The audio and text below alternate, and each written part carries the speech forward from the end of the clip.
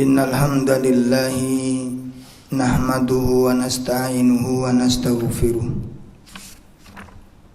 wa na'udzu billahi min sururi anfusina wa sayyiati a'malina. May yahdihillahu fala mudhillalah wa man yudlil fala hadiyalah. Asyhadu an la ilaha illallah wahdahu la syarikalah wa asyhadu anna Muhammadan abduhu wa rasuluh. Ya ayyuhalladzina amanu taqullaha haqqa tuqatih wa la tamutunna illa wa antum muslimun. Ya ayyuhalladzina amanu taqullaha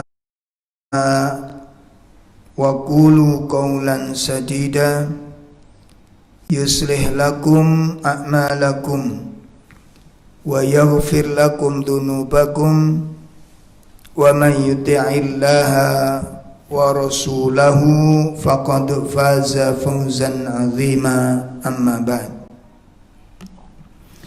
fa inna asdaqal hadits kitabullah wa khairal hadyi hadyu Muhammadin sallallahu alaihi wasallam wa syarrul umur muhdatsatuha wa kullu muhdatsatin bid'ah wa kullu bid'atin dhalalah wa kullu dhalalatin finnar. Ikhwatul iman, bapak-bapak, ibu-ibu, kaum muslimin dimanapun berada, pertama, marilah kita bersyukur kepada Allah Subhanahu wa ta'ala atas nikmat Islam, nikmat iman, dan nikmat ilmu yang Allah berikan kepada kita semua. Kita berharap kepada Allah Subhanahu wa ta'ala, mudah-mudahan ilmu yang kita miliki menjadi ilmu yang bermanfaat. Mudah-mudahan amal yang kita lakukan menjadi amal yang diterima oleh Allah. Dosa yang kita lakukan mudah-mudahan diampuni dan dihapus oleh Allah Subhanahu wa ta'ala. Dan kita berharap mudah-mudahan kehidupan kita senantiasa ditetapkan di atas keislaman, dan kelak kematian kita mudah-mudahan diwafatkan Allah dalam keadaan iman kepadanya. Amin ya rabbal alamin. Ikhwatul iman rahimani wa rahimakumullah, menindaklanjuti pembahasan tentang nawaqidul amal, pembatal-pembatal amal atau perusak-perusak ibadah. Pada pertemuan yang lalu kita membahas tentang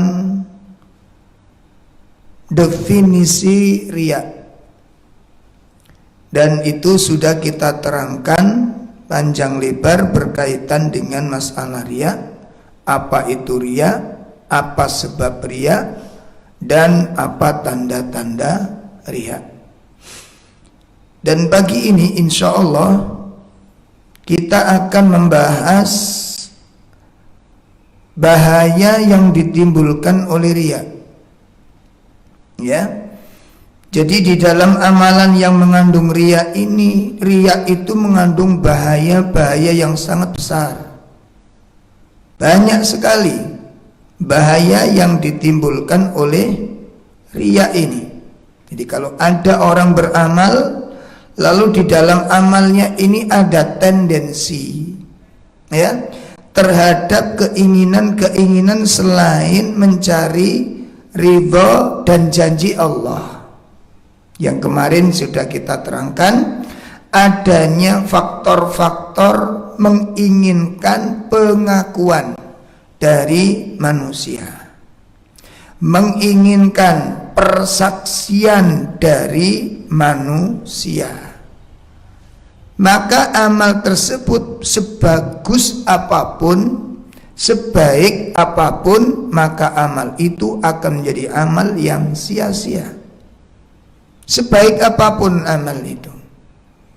Oleh karena itu pagi ini kita akan membahas apa saja dampak buruk yang ditimbulkan oleh riya dalam pandangan Al-Quran dan sunnah Nabi Sallallahu Alaihi Wasallam, dengan harapan setelah kita mengetahui dampak buruknya ini nanti menjadikan terapi bagi kita semua, ya, menjadi pengobatan bagi kita semua agar kita nanti bisa menjauhi penyakit riya ini secara optimal, karena riya ini sangat-sangat tipis sekali, ya, sangat tipis sekali, sehingga seringkali diungkapkan banyak sekali orang-orang yang berbuat riya tapi dia tidak menyadari kalau dirinya riya, ya, tidak menyadari kalau dirinya riya. Makanya riya itu samar, riya itu sembunyi, dan riya itu sangat halus sekali. Oleh karena itu kita memohon kepada Allah Subhanahu wa taala agar Allah Subhanahu wa taala menolong kita semua agar amal yang kita lakukan ini benar-benar ikhlas karena Allah Subhanahu wa taala. Baik, sekarang kita langsung pembahasan bahaya yang ditimbulkan riya atau musibah yang Allah timpakan kepada orang-orang yang beramal karena riya. Yang pertama, bahaya riya itu dikatakan oleh Nabi lebih berbahaya bagi kaum muslimin dari fitnahnya Ad-Dajjal. Masya Allah, mungkin kita nggak menyangka, ya, mungkin kita tidak mengira, mungkin kita anggap sepele yang namanya riya itu. Nih, jadi yang pertama bahaya yang menimbulkan riya adalah bahwa riya itu lebih berbahaya dari fitnahnya Dajjal. Hal ini sebagaimana dijelaskan oleh beliau Rasulullah sallallahu alaihi wasallam. Dia menyatakan, ala ukhbirukum, ya, bima huwa akhwafu alaikum indi minal masihid dajjal. Maukah aku kabarkan kepada kalian sesuatu yang lebih aku takutkan menimpa kalian daripada fitnahnya Masih al-Dajjal. Ini Nabi SAW mengingatkan kepada kita, ya, menawarkan kepada kita, maukah kalian aku tunjukkan suatu amalan, suatu perkara yang lebih aku takutkan menimpa kalian daripada fitnahnya Dajjal. Berarti perbuatan ini lebih berbahaya, makanya Nabi lebih takut daripadanya. Maka para sahabat pun menjawab, ya, dan seorang sahabat mengatakan, qala, kami pun menjawab, qulna bala ya Rasulullah. Kata para sahabat, kami pun menjawab, baik ya Rasulullah, kami bersedia, tolong kabarkan kepada kami. Perkara apa tersebut? Faqal, maka Rasulullah SAW pun bersabda, asyirkul khafi. Syirkul khafi, syirik yang tersembunyi. Ini perkara yang paling ditakuti oleh Nabi SAW daripada fitnahnya Ad-Dajjal. Lalu Nabi menyebutkan apa bentuknya, bentuk daripada syirkul khafi itu. Beliau menjelaskan, an yakumar rajulu yusalli fayuzayyinu salatahu lima yara min nadhari rajulin. Jadi yang dikatakan syirkul khafi itu adalah seseorang sholat, kemudian dia menghiasi sholatnya ini, memperindah sholatnya karena ada orang yang memperhatikan sholatnya. Jadi intinya apa? Bukan cuma hanya sholat saja nanti ini, baca Quran juga demikian. Ya, dan kemarin sudah kita jelaskan ada sekitar 9 potensi, ya, perkara-perkara yang bisa dijadikan riya, yang intinya sebagaimana dikatakan oleh Imam Al-Qurtubi, Talabul manzila fi qulubin nas, mencari kedudukan di hati manusia. Lah mencari kedudukan itu macam-macam dan menunya itu beda-beda. Yang kemarin sudah kita jelaskan panjang lebar. Ada yang melalui ibadahnya, ada yang melalui penampilannya, ada yang melalui pakaiannya, ada yang melalui hartanya, ada yang melalui ilmunya. Ya, Masya Allah. Ini yang dikatakan syirkul khafi, talabul manzilah fi qulubin nas, mencari kedudukan di hati manusia. Makanya ini harus hati-hati.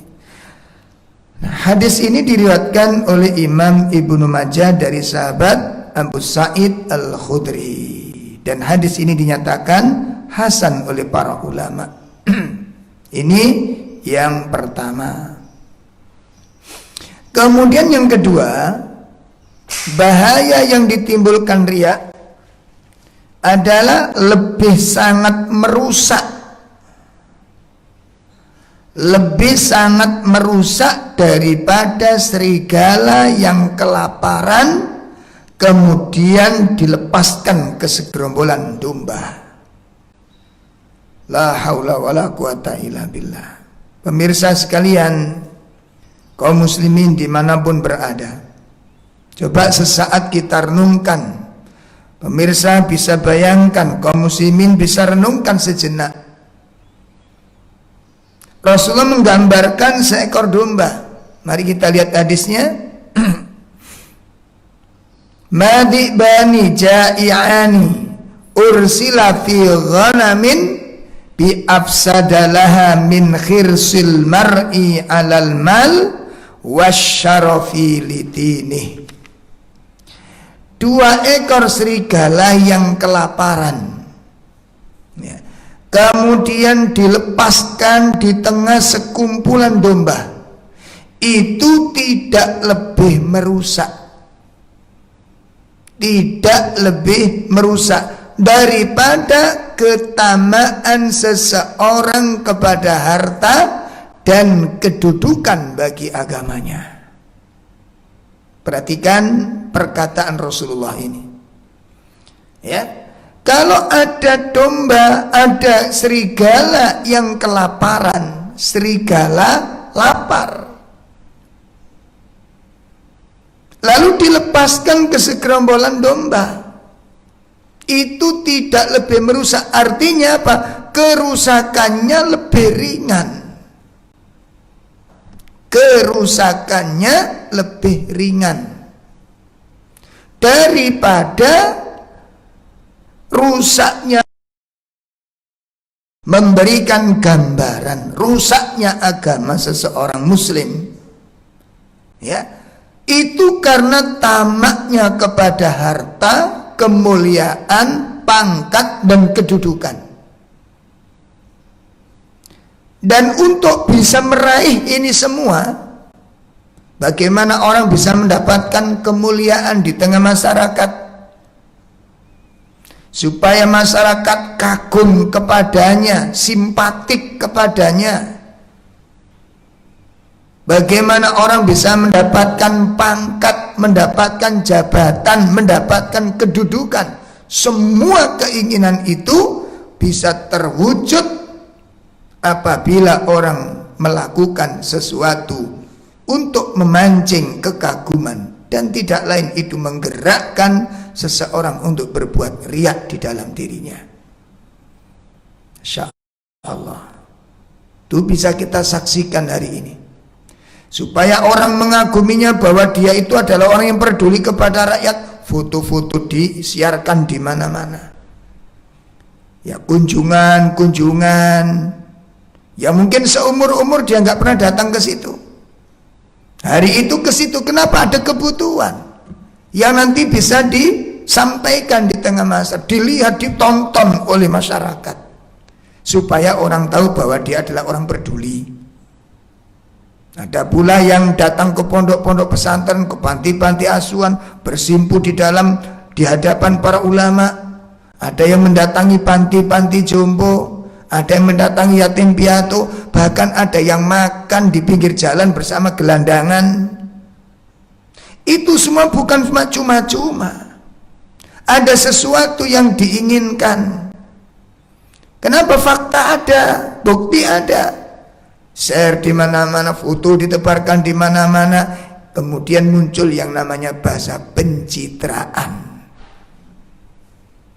Nih, apa itu pencitraan? Riya, talabul manzila fi qulubin nas, mencari kedudukan di hati manusia. La haula wala quwata illa billah. Kemarin sudah kita bahas itu. Beda orang yang ingin menunjukkan kinerjanya sebagai supaya menunjukkan tentang transparannya pekerjaannya, itu kejelasan pekerjaannya, dia tunjukkan tanggung jawabnya, ini beda. Ya, beda. Dia tidak mencari kedudukan. Kalau dia memang tidak mencari kedudukan untuk mempertanggungjawabkan ini kinerja saya, pertanggungjawaban saya, maka tidak masalah. Ya, tidak masalah. Karena ini pertanggungjawaban amanah yang disampaikan kepadanya sudah sampai, amanah yang disampaikan kepadanya sudah dikerjakan. Harapan yang diinginkan sudah dilaksanakan. Kalau itu tujuannya, maka ini bukan riya. Maka persoalan ini persoalan yang sangat samar dan bisa kita saksikan hari ini kerusakannya. Lalu kenapa Nabi menyebutkan lebih rusak dan lebih bahaya daripada seekor serigala? Nabi mengambil gambaran seekor serigala. Serigala itu binatang yang sangat buas, sadis, raja tega, kejam, dolim. Ini ada makhluk yang lebih rusak daripada ini, yaitu orang-orang yang tamak dengan kedudukan, orang-orang yang tamak dengan pangkat, orang-orang yang tamak dengan harta benda. Makanya kalau ikhwatul iman, bapak-bapak, ibu-ibu melihat acara animal ya di televisi, mungkin harimau mengejar rusa, singa mengejar kerbau, begitu dia makan satu ekor kenyang, selesai sudah. Itu rakusnya harimau, itu tamaknya singa, itu tamaknya serigala. Setelah dia makan kenyang, selesai. Manusia tidak bisa begitu. Manusia tidak begitu. Gaji sudah penuh, sekian puluh juta dia tambahkan utuh. Fasilitas mobil dapat, bensin nggak beli, rumah dapat fasilitas, listrik nggak bayar, bahkan handphone pun tidak bayar, bepergian pun tidak bayar. Itu masih kadang-kadang ada bantuan-bantuan orang-orang miskin, bantuan orang-orang fakir, itu masih mentolo untuk dimakan oleh mereka. Ini kejahatan yang luar biasa yang ditimbulkan oleh riya. Semoga Allah Ta'ala menyelamatkan kita semua dari penyakit ini. Ini yang kedua. Ya, jadi penyakit riya itu lebih rusak. Ya, lebih merusak daripada serigala yang kelaparan. Kemudian yang ketiga, apa dampak buruk riya? Yang ketiga, dampak buruk daripada riya, bahwa amal soleh yang dilakukan itu akan hilang pengaruh baiknya. Ya Allah, rohnya ibadah hilang, pengaruh ibadah, pengaruh baiknya amal ini hilang apabila amal itu disertai dengan riya. Allah Subhanahu wa Ta'ala menjelaskan hal ini di dalam surat Al-Ma'un pada ayat yang keempat sampai pada ayat yang ketujuh. Allah Subhanahu wa Ta'ala menjelaskan, a'udzubillahi minasyaitonir rajim, fawailul lil musallin alladzina hum an salatihim sahun alladzina hum yura'un wa yamna'unal ma'un. Allah Subhanahu wa ta'ala menyatakan fawailul lil musallin, maka celakalah bagi orang yang sholat. Masya Allah, celaka bagi orang-orang yang sholat. La haula wala quwata illa billah. Sholat yang bagaimana yang membawa kecelakaan yang diancam oleh Allah itu?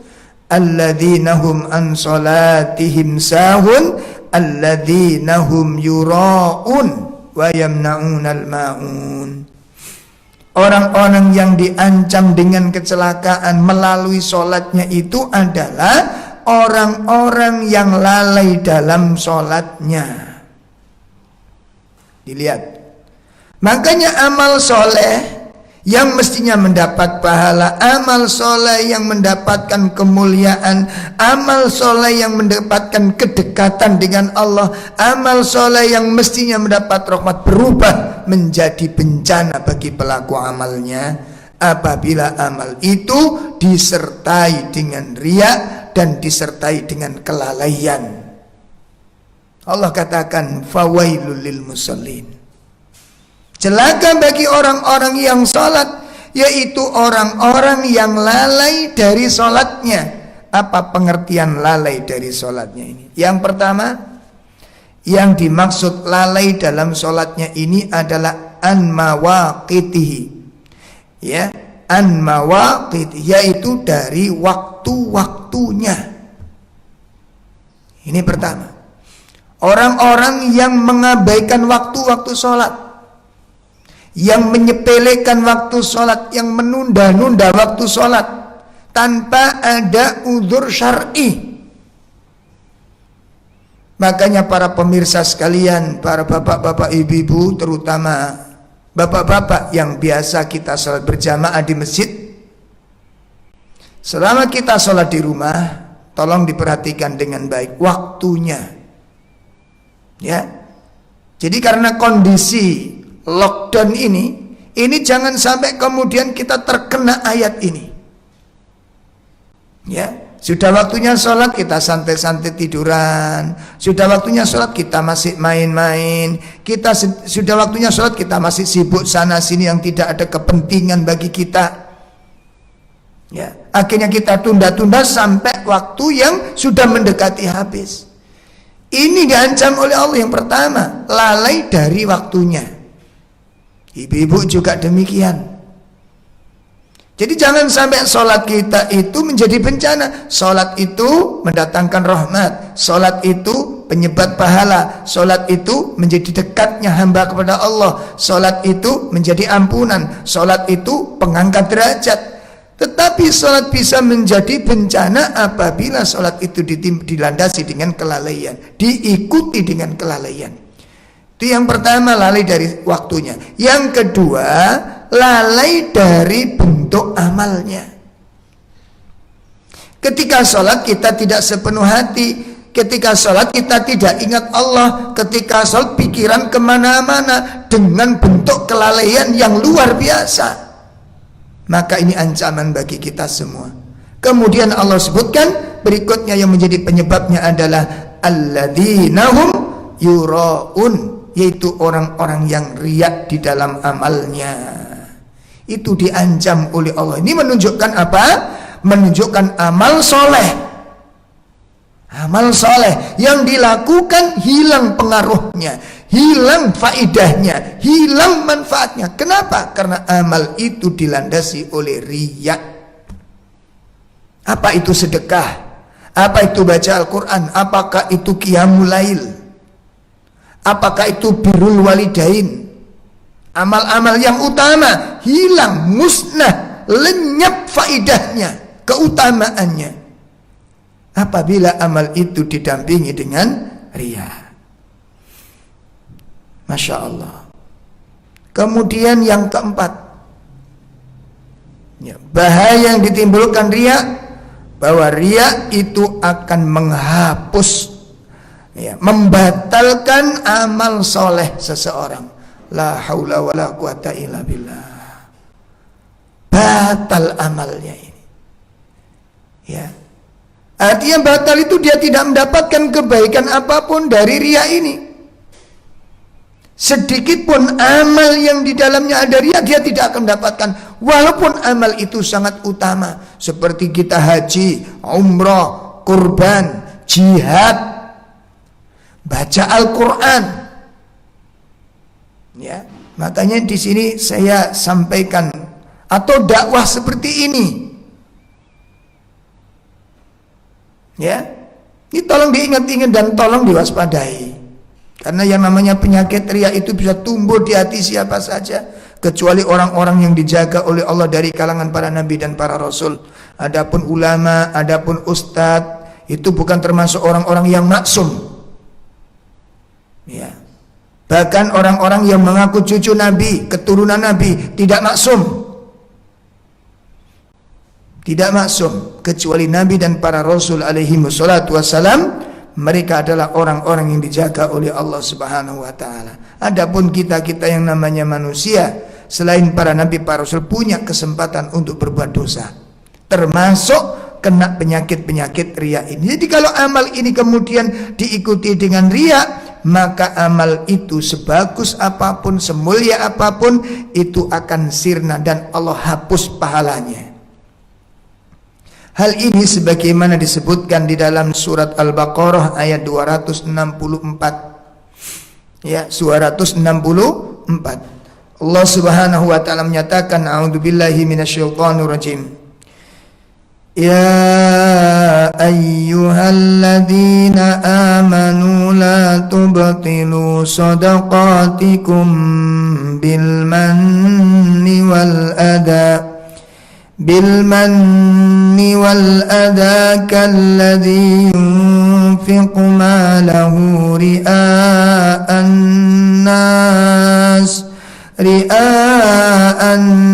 nas wa la yu'minu billahi wal yawmil akhir famathaluhu kamathali safwanin alaihi turabun fa'asabahu wabilun fatarakahu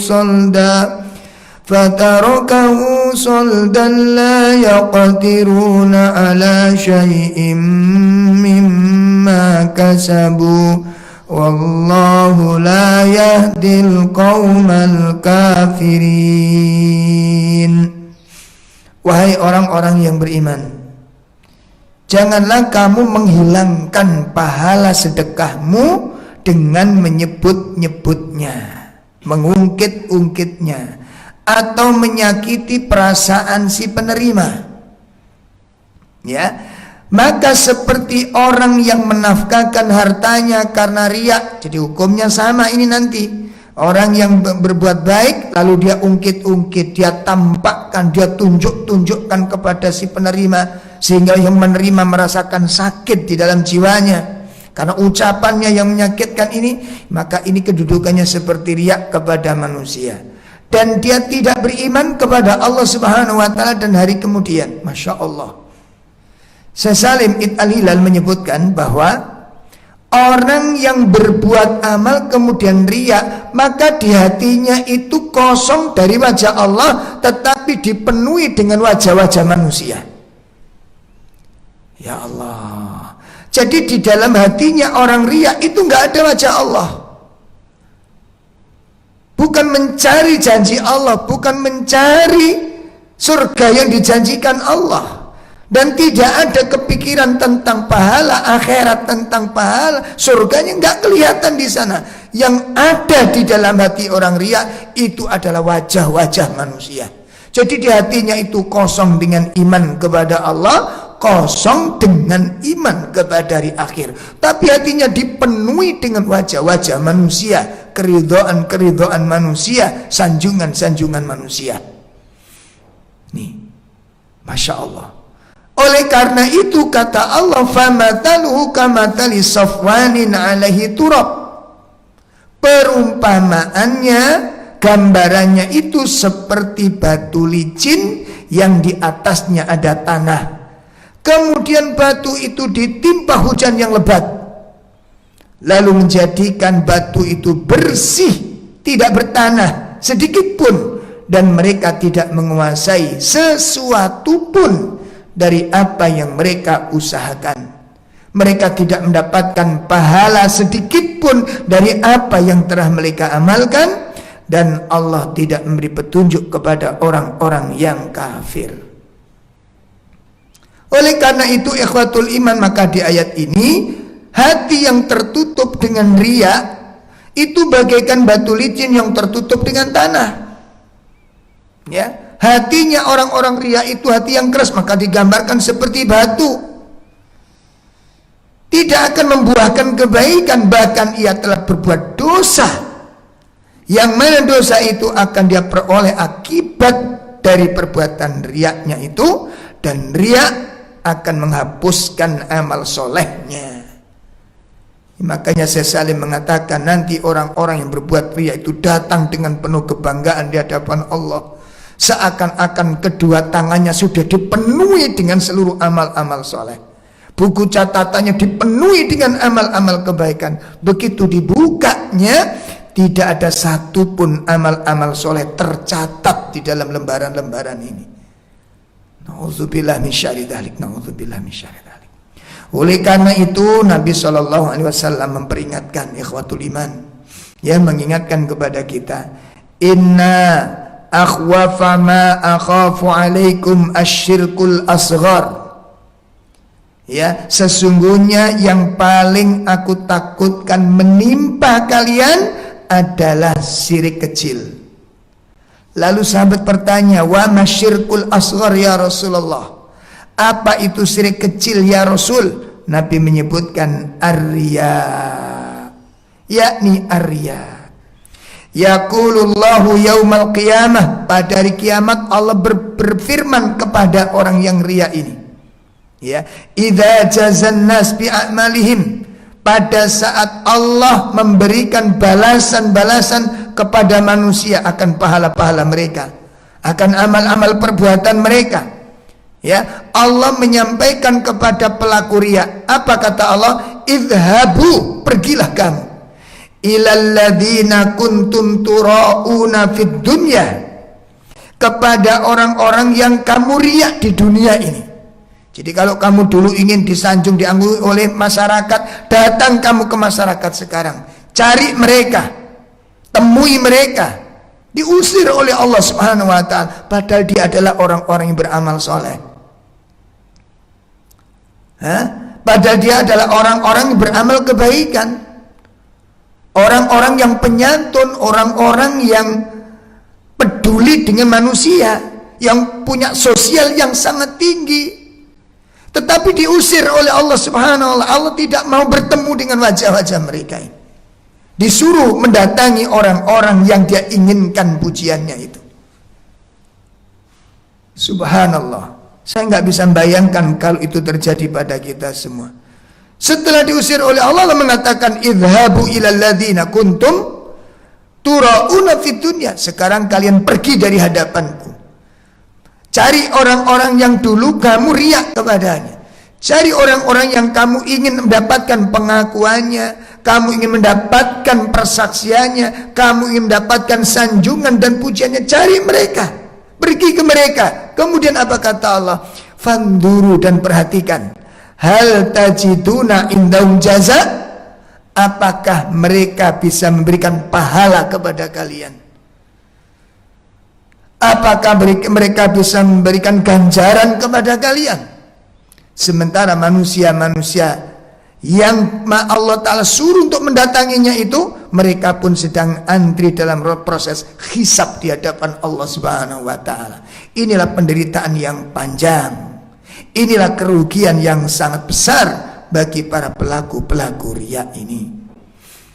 Oleh karena itu ikhwatul iman, dijelaskan pula di dalam sebuah hadis Nabi SAW, beliau Allah Subhanahu wa Ta'ala berfirman di dalam hadis qudsinya, ana aghnas syuraka'i anis syirki, ana aghnas syuraka'i anis syirki, aku adalah sekutu yang maha cukup, ya, yang maha cukup, sangat menolak perbuatan syirik, Man amila amalan asyraka fihi ma'i, barang siapa yang melakukan amal-amal soleh yang dicampuri dengan perbuatan syirik kepadaku, maka taraktuhu wa syirkahu, aku tinggalkan dia dan aku tidak terima amal kesyirikannya ini.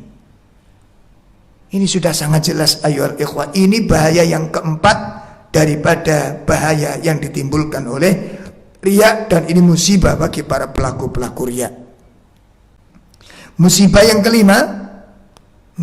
kelima, bahwa riya itu merupakan bagian dari syirkul khafi, bagian dari perbuatan syirik, dan itu jelas akan dosanya. Dan ini termasuk al-kabair, termasuk dosa-dosa besar. Jadi bukan kecil, walaupun namanya syirkul asghar, walaupun istilahnya itu disebut syirik kecil, tapi derajat kedudukannya itu sangat besar di hadapan. Kenapa? Bisa menghancurkan amal dan bisa menyeret seseorang di dalam dosa, menyeret seseorang ke dalam siksaan yang sangat amat pedih. Itu karena riya. Ya Allah. Nih. Kemudian makanya Nabi mengatakan, sesungguhnya yang paling aku takutkan kepada kalian adalah syirik kecil. Nah, syirik kecil. Di situ ada kesyirikan, di syirkul khafi. Syirik yang tersembunyi, yang paling bahaya. Yang tadi yang pertama kita sudah bahas, lebih bahaya daripada ad-dajjal. Kemudian musibah yang keenam, bahwa orang-orang yang riya, pelaku-pelaku riya, itu akan mendapatkan dan mewariskan kehinaan dan kerendahan. Ya Allah, siapapun ini, siapapun pelakunya, dia akan hina dan dia akan rendah. Sebagaimana disebutkan oleh Nabi sallallahu alaihi wasallam, man samma'an nasa bi'amalihi, barang siapa yang memperdengarkan amalnya kepada orang lain, ya, memperdengarkan amalnya kepada orang lain, ini yang disebut dengan sum'ah. Di amalan itu yang ingin didengar orang lain, intinya apa? Terkenal. Maka barang siapa yang melakukan seperti itu, apa kata Nabi? Sama Allahu bihi masami'a khalqihi, maka Allah akan menyiarkan aibnya di telinga-telinga hambanya. Ya Allah. Ya, jadi barang siapa yang memperdengarkan amalnya kepada manusia, maka Allah akan menyiarkan aibnya di telinga-telinga hambanya. Wasagharahu wa haqqarahu, dan Allah akan merendahkan dia dan Allah akan menghinakannya. Makanya orang-orang seperti ini, walaupun mungkin sebagian orang yang mengagumnya kagum kepadanya, tapi tetap dia tidak memiliki izzah, dia tidak memiliki kemuliaan, dia hina di hadapan Allah, dia rendah di hadapan Allah Subhanahu wa taala. Hadis ini diriwayatkan oleh Imam At-Tabrani, ya, dan diriwayatkan oleh Imam Ahmad, disahihkan oleh Syekh Ahmad Muhammad Syakir dalam kitab Tahqiq Musnadnya. Ini musibah yang keenam. Kemudian musibah yang ketujuh, bahwa pelaku riya tidak akan mendapatkan sesuatu balasan pahala di akhirat nanti. Ya Allah. Ya, pelaku riya tidak akan mendapatkan sesuatu kebaikan dan ganjaran di akhirat kelak. Jadi keringat yang keluar, tenaga yang sudah diperes untuk melakukan sesuatu, itu akan menjadi penyesalan bagi dirinya. Karena Allah melihat hatinya tidak ikhlas karenanya, dan Allah marah dengan ketidakikhlasan ini. Karena Allah Subhanahu wa taala memerintahkan kita semuanya untuk beribadah dengan ikhlas. Sebagaimana Allah sebutkan di dalam surat Al-Bayyinah, Allah Subhanahu wa taala menyatakan di dalam ayat yang kelima dari surat Al-Bayyinah ini, Allah tabaraka taala mengatakan, a'udzubillahi minasyaitonir rajim. Wa ma umiru illa liya'budullaha mukhlishina lahuddin hunafa'a wa yuqimus salata wa yu'tuz zakah wa dzalika dinul qayyimah. Dan tidaklah mereka diperintahkan kecuali beribadah kepada Allah dengan mengikhlaskan di dalam ketaatan kepada agamanya. Oleh karena itu Rasulullah SAW menyatakan sebuah hadis dari Ubay bin Ka'ab radhiyallahu an, "Basyir hadhil umma bis sana'i wa rif'ah." Ya, sampaikan kabar gembira kepada umat ini, kata Nabi, ya. Sampaikan kabar gembira kepada umat ini, ar-rif'ah, keluhuran, ya, kedudukan yang tinggi di dalam agama, wan nasr, pertolongan dari Allah Subhanahu wa taala, wat tamkin fil ard, dan kekuasaan di muka bumi ini. Faman amila minhum amalal akhirati lid dunya lam yakun lahu fil akhirati nasibun. Masyaallah. Barang siapa, ya, yang melakukan suatu amal akhirat, kita perhatikan, barang siapa yang melakukan amal-amal akhirat tetapi untuk dunia, maka dia tidak akan dapatkan bagian sekecil apapun di akhirat dari amal-amalnya ini. Nauzubillah min syarri dzalik. Hal ini sebagaimana disebutkan di dalam hadis Imam Ahmad dan juga diriwayatkan oleh Imam Al-Hakim. Nah, ini musibah yang ketujuh. Adapun musibah yang kedelapan bagi para pelaku riya. Ya. Riya akan menambah kesesatan bagi seseorang. Masya Allah. Riya akan menambah kesesatan bagi seseorang. Hal ini disebutkan oleh Allah Subhanahu wa taala dalam surat Al-Baqarah ayat 9 dan ayat 10. Ayat 9 dan ayat 10. Allah Subhanahu wa taala menyatakan, a'udzubillahi minasyaitonir rajim. Yukhadi'una Allah walladzina amanu wa ma yakhda'una illa anfusahum wa ma yash'urun. Fi qulubihim maradun fazadahumullahu marada walahum adabun alimun bima kanu yakdzibun. Mereka hendak menipu Allah dan orang-orang yang beriman. Perhatikan kalimat ini, ya. Orang-orang munafik itu hendak menipu Allah dan orang-orang yang beriman. Padahal wa ma yakhda'una illa anfusahum wa ma yash'urun, dan tidaklah mereka menipu kecuali kepada diri mereka sendiri sedangkan mereka tidak menyadarinya. Itu orang-orang munafik. Nah, bentuk penipuannya di mana? Dan apa hubungannya amal ini dengan riya? Apa hubungannya amal ini dengan ayat ini dengan riya? Apa hubungannya? Kaum muslimin rahimani wa rahimakumullah, Imam Ibnu Qayyim rahimahullah ta'ala menyebutkan syajaratun nifaq, pohon kemunafikan, tumbitul aslaini, tumbuh dari dua akar. Saya ulangi, pohon kemunafikan itu tumbuh dari dua akar. Yang pertama adalah aslur riya. Yang pertama, nifak itu tumbuh dari akar riya. Masya Allah.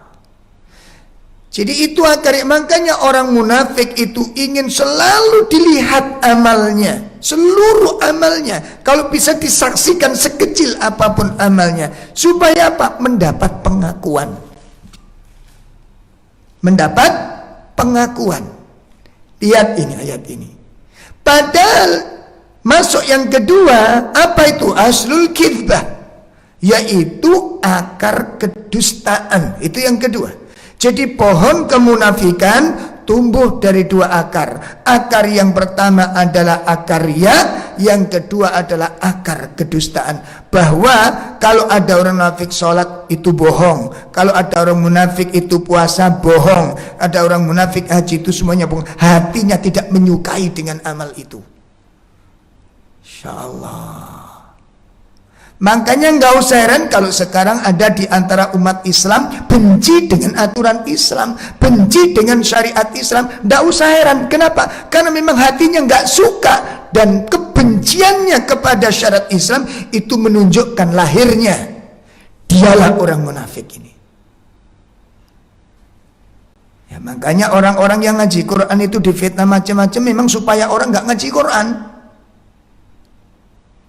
Karena kalau ngaji Quran di penyakit-penyakit kemunafikan mereka akan terbongkar semua itu.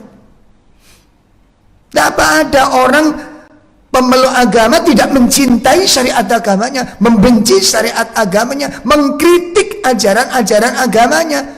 Yang ajaran itu tidak lain adalah Al-Quran. Nah, kalau beberapa waktu yang lalu kita sangat kasihan oleh para ummahat, wanita-wanita muslimah yang mengenakan cadar, caci maki ngalor ngidul, siang malam mencaci maki, julukan-julukan yang sangat mengerikan,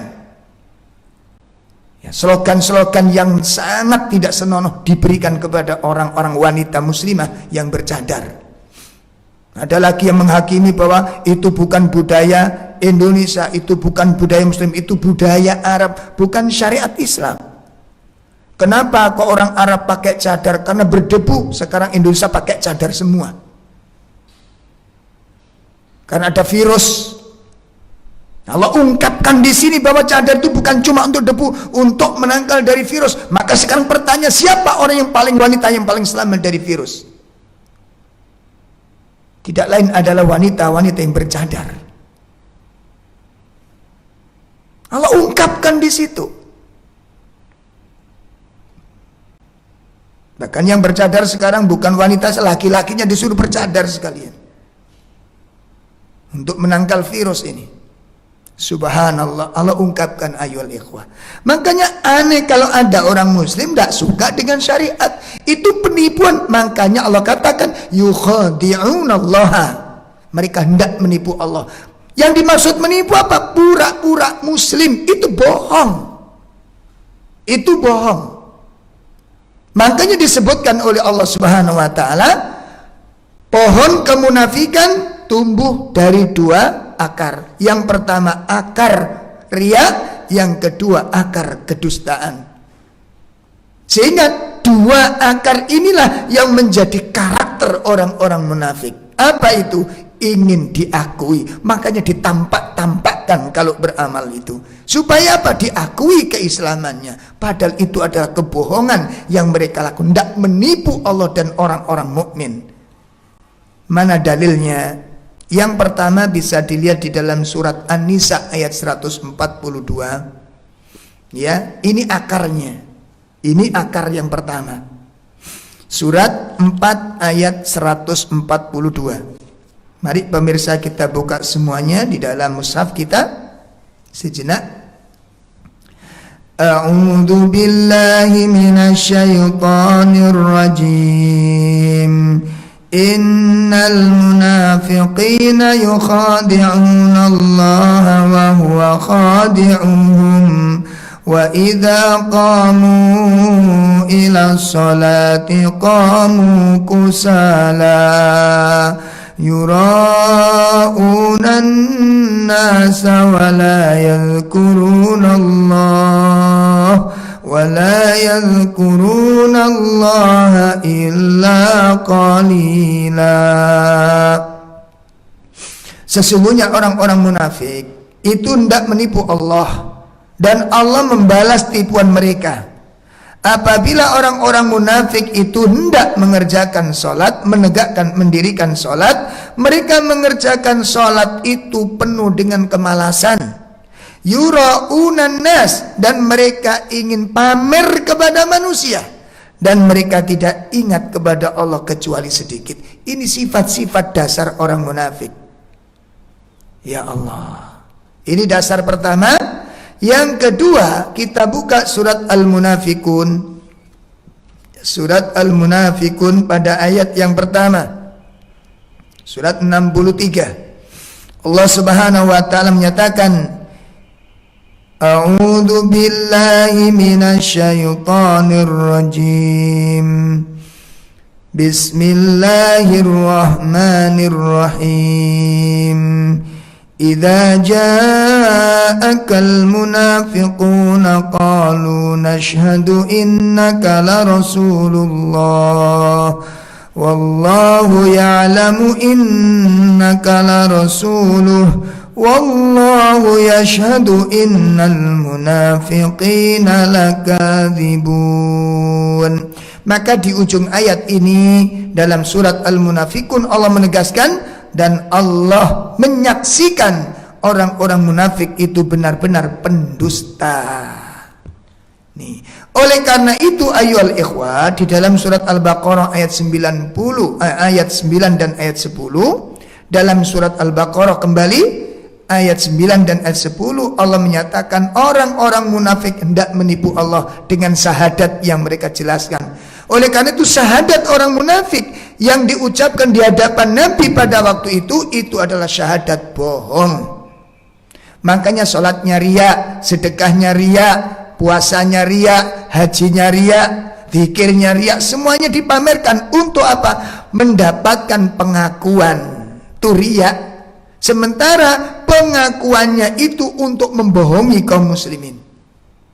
Ya Allah, ini mengerikan. Makanya sampai hari ini ditampakkan sifat-sifat orang munafik. Makanya kita lihat nanti kalau ada orang muslim di mana saja berada, siapapun dia, kalau dia tidak suka dengan syariat Islam, itu tidak bisa dibungkari. Itu bagian sifat-sifat kemunafikan.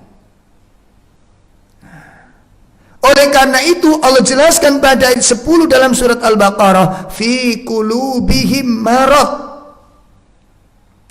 Kenapa kok mereka tidak menipu kaum muslimin, menipu Allah? Karena di dalam hati mereka terdapat penyakit. Penyakit apa? Asyakku warraib, keraguan dan kebimbangan tentang kebenaran Islam ini. Makanya mereka ditimpa ragu-ragu. Hukum Islam perlu direvisi, syariat Islam perlu direvisi, Quran perlu dikaji lagi, hadis Nabi. Ini kan menuduh Allah dan Rasulnya. Kalau mereka mengatakan Quran perlu direvisi, berarti Allah perlu direvisi. Dan ini kejahatan yang paling mengerikan. Ya, ini kejahatan yang sangat buruk. Mereka menuduh kitab Al-Quran ini perlu berarti ada yang nggak beres dalam Al-Quran ini. Lah kalau Al-Quran ada yang nggak beres, berarti pembuat Al-Quran siapa itu? Allah Azza wa Jalla. Itu berarti nggak beres.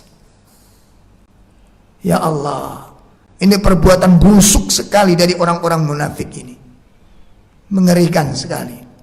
Oleh karena ini penyakit keraguan, mereka ragu-ragu tentang syariat, dipersoalkan syariat, diperdebatkan syariat. Karena sudah ada keraguan di dalam hatinya sebelumnya. Yang kedua, penyakit kufur. Makanya mereka tidak suka dengan orang-orang yang taat, karena hati mereka dipenuhi dengan kekafiran. Makanya hati orang kafir nggak suka dengan ketaatan. Makanya nggak usah heran kalau nanti ada seorang ulama dari kalangan kaum muslimin kok lebih mencintai kesesatan, mencintai kesyirikan, mencintai kemaksiatan dari orang-orang yang taat. Nggak usah heran, itu dia orangnya. Oleh karena itu dijelaskan dalam pertengahan ayat, fazadahumullahu maradon. Allah tambahkan penyakitnya ini. Nih. Tuh, riyaknya ini menambah kesesatan bagi dirinya. Walahum adzabun alim bima kanu yaktibun, dan bagi mereka mendapatkan siksaan yang sangat pedih disebabkan kedustaan yang telah mereka lakukan. Syahadatnya dusta. Ya, syahadatnya dusta. Ini bahaya musibah riya yang ke-8. Yang ke-9, bahwa penyakit riya merupakan salah satu sebab kekalahan umat Islam. Ya Allah, jadi kalau umat Islam tidak pernah menang, mungkin ibadahnya kurang ikhlas di dalamnya ini, dipenuhi orang-orang yang riya di dalamnya ini. Makanya kita evaluasi, kalau selama ini kita berdakwah, kita ngadakan kajian, kita buka majelis taklim, kita membela syariat Allah, kita syiarkan agama, betulkah itu karena Allah Subhanahu wa taala? Hal ini sebagaimana disebutkan oleh Nabi sallallahu alaihi wasallam, innama yansurullahu hadhil ummah. Sesungguhnya Allah akan menolong umat ini bidha'ifihima, dengan orang-orang yang lemah, bidakwatihim, dan dengan doa-doa mereka orang yang lemah, wa sholatihim, dengan sholat-sholatnya orang yang lemah, wa ikhlasim, dan ikhlasnya manusia, yakni ikhlasnya kaum muslimin. Nih, ya, jadi agama ini akan ditolong oleh Allah Subhanahu wa taala dengan adanya orang-orang. Kenapa orang-orang yang lemah di sini diistimewakan oleh Allah taala? Karena orang-orang yang lemah biasanya bersungguh-sungguh di dalam beragama. Insyaallah, dengan doa mereka, dengan sholat mereka, dan keikhlasan mereka. Nah, kalau ikhlas itu menjadi sumber pertolongan Allah, riya menjadi sebab hilangnya pertolongan Allah, sebab kekalahan, karena amal ini dipenuhi dengan riya. Hadis ini diriwayatkan oleh Imam An-Nasa'i dan juga imam-imam yang lain. Kemudian yang ke-10, ya, yang ke-10, bahwa penyakit riya itu merupakan sifatul munafiqin. Ya, bahwa penyakit riya itu merupakan sifat dan karakteristiknya orang-orang munafik. Ya, riya merupakan sifat dasarnya orang-orang munafik, sehingga orang-orang yang riya terkena penyakit kemunafikan. Di dalam dirinya ada benih-benih kemunafikan, tergantung riya yang bagaimana, nifak yang bagaimana yang ada di dalam hatinya ini. Makanya pemirsa semua, kaum muslimin dimanapun berada, mari kita manfaatkan waktu-waktu ini untuk belajar, terutama membahas tentang masalah-masalah penting, masalah manhaj, masalah akidah, mengenal sifat-sifat munafik, pembagian kemunafikan ini, supaya kita bisa selamat dari sifat-sifat ini. Nih, ya. Kemudian yang ke-11, yang terakhir, ya, bahwa penyakit riya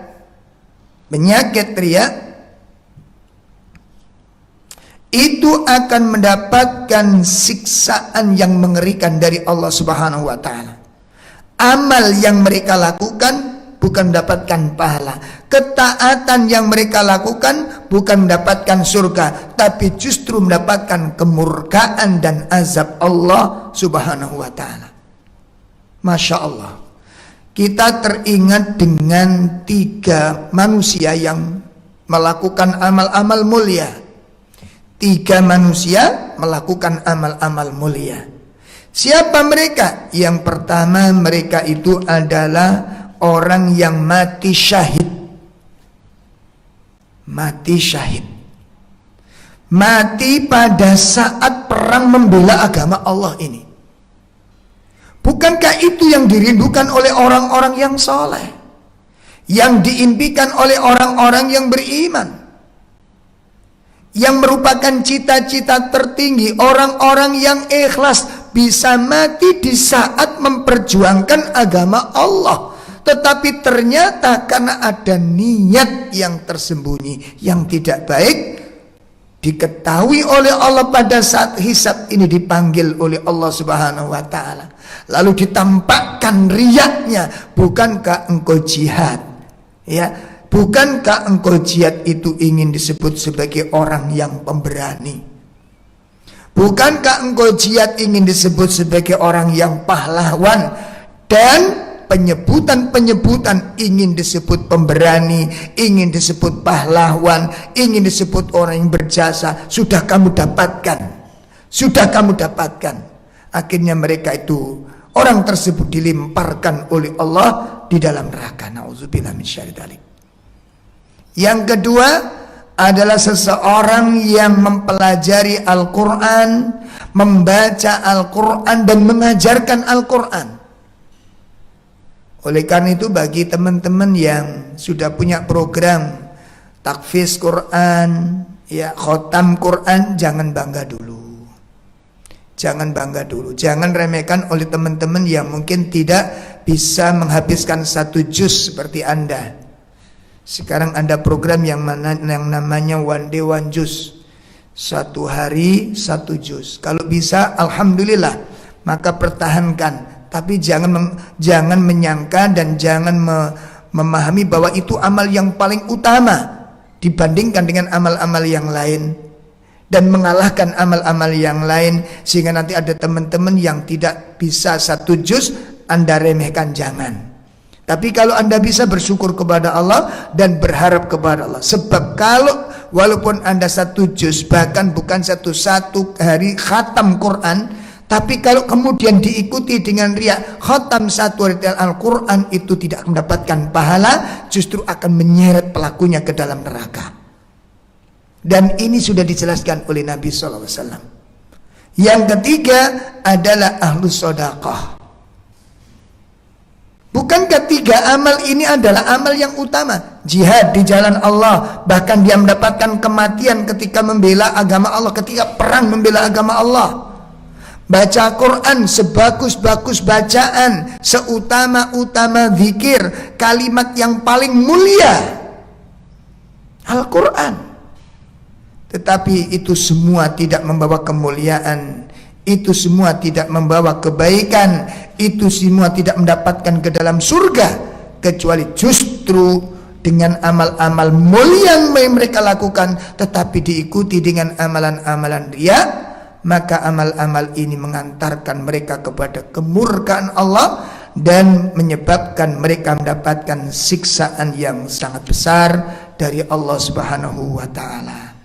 Pemirsa kaum muslimin dimanapun berada, ini diantara 11 musibah yang bisa kami sampaikan di dalam penjelasan tentang bahaya yang ditimbulkan riya. Maka kita berharap kepada Allah Subhanahu wa ta'ala, memohon kepadanya, dan kita saling mendoakan antara yang satu dengan yang lain, sambil kita menjaga niat-niat kita. Jangan sampai niat kita ini ternodai dengan penyakit riya ini. Terakhir, mari kita lihat nasihat-nasihat para ulama berkaitan dengan masalah menata niat, karena niat itu yang akan menentukan nasib amal-amal kita semua. Ya, niat itu yang akan menentukan kondisi amal kita ini diterima atau tidak oleh Allah Subhanahu wa ta'ala. Pertama, saya sampaikan nasihat dari Imam Al-Fudail Ibnu Iyad. Ketika Imam Al-Fudail menafsirkan surat Al-Mulk, surat 67 ayat 2 yang berbunyi liyabluwakum ayyukum ahsanu amala, ya, untuk menguji kalian mana di antara kalian yang terbaik amalnya. Maka dikatakan oleh beliau, ketika menafsirkan ahsanu amal, sebaik-baik amal ini, yaitu amal yang diterima oleh Allah Subhanahu wa taala. Allah ridha dengan amal itu dan Allah menerima amal itu. Maka bersyukurlah. Ini kabar gembira bagi kita. Apa kata Imam Fudail? Yang dimaksud ahsanu amala adalah akhlasuhu wa aswabuhu. Amal itu dikatakan sebaik-baik amal apabila dilakukan dengan ikhlas dan adanya kesesuaian. Ikhlas dan adanya kesesuaian. Lalu beliau mengatakan, innal amala, sesungguhnya amal ibadah, idza kana khalisan, apabila dilakukan dengan hati yang ikhlas. Ya, amal dilakukan dengan hati yang ikhlas. Walam yakun sawaban, akan tetapi tidak ada kesesuaian, maka lam yukbal, amal itu tidak diterima.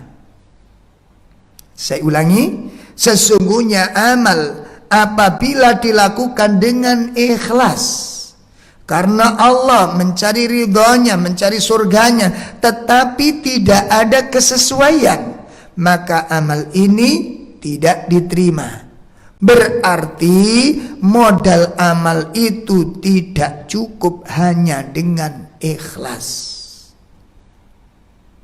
Karena banyak sekarang orang mengatakan yang penting kan ikhlas. Betul, ikhlas itu penting, tapi tidak kalah pentingnya kalau ada kesesuaian. Banyak di antara kita ini menyandarkan bahwa amal itu yang penting ikhlas karena Allah. Benar, tapi kan kita ada ilmunya di sini. Apa fungsinya ilmu kalau kemudian yang penting ikhlas, yang penting ikhlas? Tidak, kurang, ada kesesuaian. Ya, contohnya begini. Orang bersin, Nabi mengajarkan kita membaca tahmid. Kalau kita ditanya, ini satu misal ini.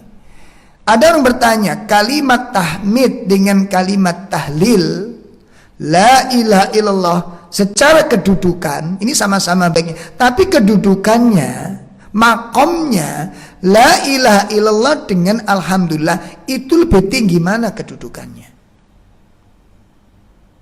Ya, maka kedudukan kalimat tahmid dengan la ilaha illallah ini lebih tinggi, karena itu cabang iman yang paling tinggi, la ilaha illallah.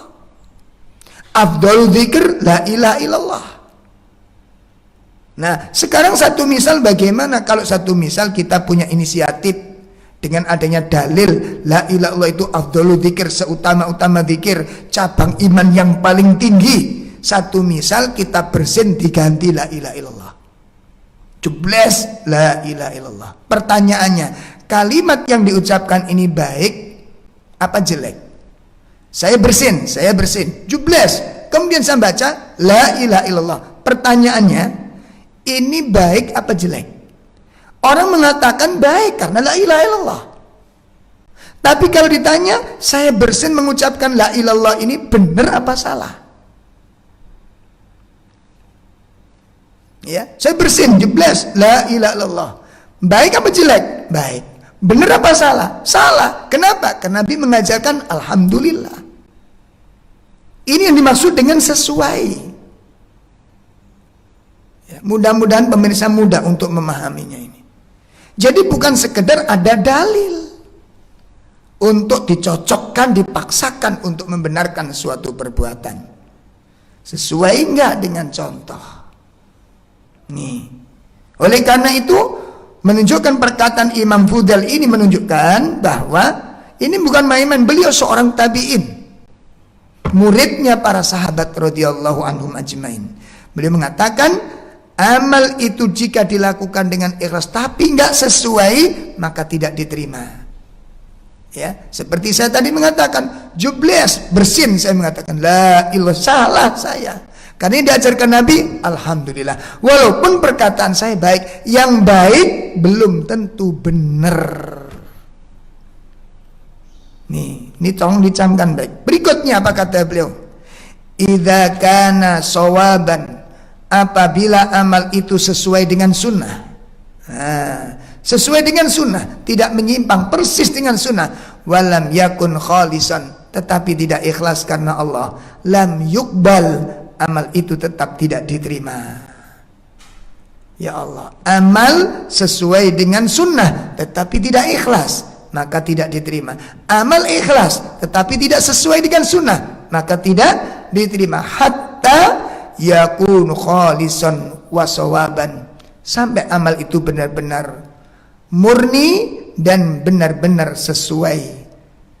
Nah, yang dikatakan khalis, idza kana lillahi azza wa jal, apabila amal itu semata-mata karena Allah subhanahu wa ta'ala. Itu yang dimaksud ikhlas.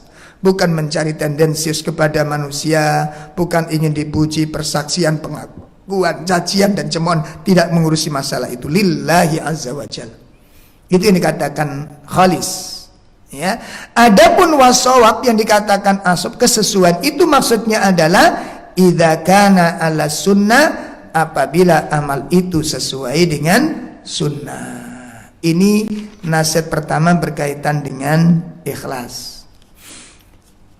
Kemudian Imam Sufyan mengingatkan kepada kita semua tentang pentingnya niat ini, ikhwah. Imam Sufyan Ats-Tsauri mengingatkan kita, ma'allajtu syai'an asyaddu alayya min niyati. Tidak ada sesuatu yang lebih serius aku perbaiki, kata beliau. Ya Allah, tidak ada sesuatu yang lebih serius aku perbaiki dibandingkan memperbaiki urusan niat ini. Kenapa demikian? Li'annaha tataqallabu alayya, karena sesungguhnya niat itu bisa berubah-ubah. Niat itu bisa berubah-ubah. Oleh karena itu kesimpulannya, mari kita jaga niat ini dengan sebaik-baiknya, keikhlasannya, daripada penyakit-penyakit riya, dengan 3 kondisi. Yang pertama, qoblal amal, sebelum amal niatnya diperhatikan. Yang kedua, indal amal, pada saat melaksanakan amal. Karena bisa jadi niat awal bagus, begitu amal dilaksanakan berubah niat, itu bisa terjadi. Atau yang ketiga adalah ba'dal amal, setelah beramal. Ini yang lebih bahaya. Bisa jadi rusaknya ikhlas itu 1 bulan ke depan, bisa jadi rusaknya 1 tahun ke depan, bahkan 10 tahun yang akan datang. Itu bisa rusak amal ketika kita tidak menjaganya dengan sebaik-baiknya. Kaum muslimin, pemirsa dimanapun Anda berada, ini yang bisa kami sampaikan dalam kajian siang ini tentang bahaya 11 musibah yang ditimbulkan riya. Mudah-mudahan amal-amal yang kita lakukan, sekecil apapun bentuknya, mudah-mudahan menjadi amal yang diterima oleh Allah Subhanahu wa taala, dan kita memohon kepada Allah, berlindung kepada Allah agar jiwa dan hati kita ini senantiasa dijaga dan diselamatkan oleh Allah Subhanahu wa taala dari penyakit-penyakit yang mengerikan ini. Wassallallahu ala nabiyyina Muhammad, subhanakallahumma wa bihamdika, asyhadu an la ilaha illa anta, astaghfiruka wa atubu ilaik. Assalamualaikum warahmatullahi wabarakatuh.